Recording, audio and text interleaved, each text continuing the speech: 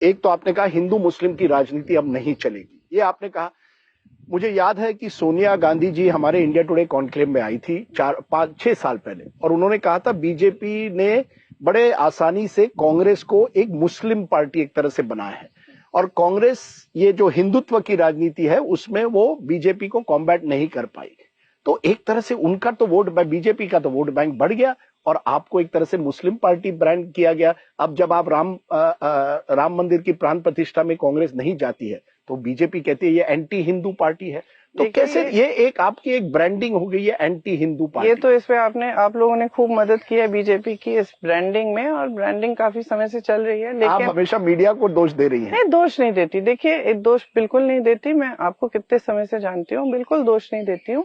लेकिन एक सच्चाई है ना देश की। सच्चाई तो ये है कि बड़े बड़े जो मीडिया के घराने हैं वो सब बड़े बड़े उद्योगपतियों ने खरीदे हुए हैं या उन्हीं के हैं। सच्चाई है ना, इस सच्चाई से आप भाग तो नहीं सकते। और सच्चाई है कि इन बड़े उद्योगपतियों की साठ काट है मोदी जी के साथ। लेकिन जो आपने मेरे से सवाल किया कि हमारी ब्रांडिंग ये कर दी है कि हम धर्म विरोधी पार्टी हैं या हिंदू विरोधी पार्टी हैं, आप मुझे बताइए हमारे सबसे बड़े नेता कौन है? हमारी पार्टी के सबसे बड़े नेता कौन है, बताइए? आप मुझे बताइए। सब महात्मा गांधी जी सबसे बड़े नेता रहे। ये जो स्वतंत्रता का आंदोलन था, जो सत्य और अहिंसा पे आधारित था, ये महात्मा गांधी जी का आंदोलन था। इसी में जवाहरलाल नेहरू जी ने सारी अपनी जायदाद सब कुछ देश को देके इसमें जुड़े। जी बिल्कुल ठीक है, और तमाम लोग जुड़े इसमें। वो गांधी नेहरू का जमाना था। वो तुष्टीकरण हुई है। नहीं, मैं आपको कुछ समझा रही हूँ, आप सुन लीजिए।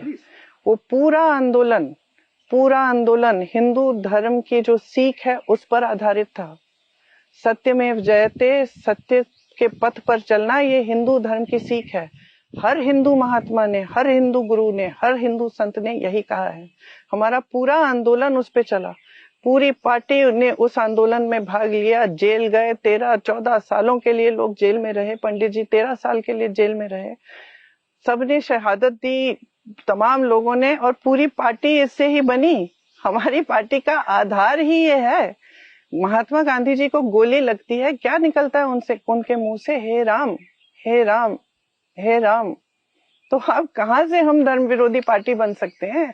हम बन ही नहीं सकते धर्म विरोधी party. Vote bank politics party बने हैं। अरे छोड़िए, वोट बैंक पॉलिटिक्स तो ये लोग कर रहे हैं। वोट बैंक पॉलिटिक्स क्या कर रहे हैं? हम विकास की बात कर रहे हैं। हम क्या अपनी गारंटीज में कह रहे हैं इसको देंगे उसको देंगे, ये इसको नहीं देंगे? हमारी जो गारंटीज है सबके लिए, हमारा विकास हमेशा सबके लिए रहा।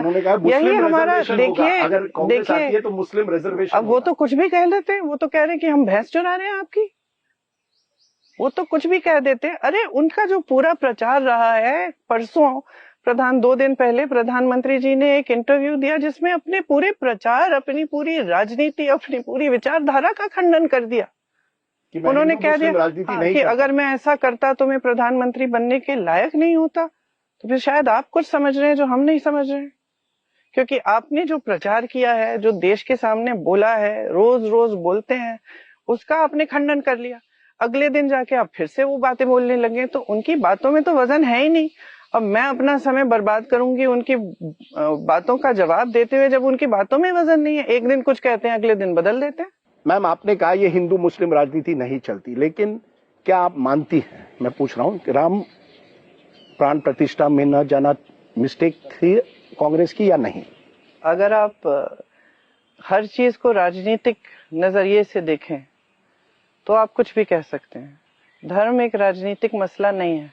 धर्म हर हिंदुस्तानी के दिल का मसला है। हर हिंदुस्तानी के दिल में भगवान है, चाहे वो भगवान राम हो, चाहे शिव जी हो, चाहे किसी और धर्म के हो। कोई गलती नहीं, सुनिए मेरी बात। तो जो धर्म है वो दिल में हर हिंदुस्तानी के है। जहाँ आस्था है, जहाँ देश की आस्था है और जनता की आस्था है, उसका आदर होना ही चाहिए। तो इसमें ये कहना गलती की नहीं गलती की, ये तो आप राजनीतिक नजरिए से देख रहे हैं। क्योंकि जो प्राण प्रतिष्ठा का कार्यक्रम था उसमें भाजपा से न्योता आया था। तो ये स्पष्ट किया था कांग्रेस पार्टी ने, हम आदर करते हैं पूरी तरह से। देश की जहां आस्था है उस जगह की का हम आदर ना करें, ये हो ही नहीं सकता। हम देश के प्रतिनिधि हैं, हम जनता के प्रतिनिधि हैं।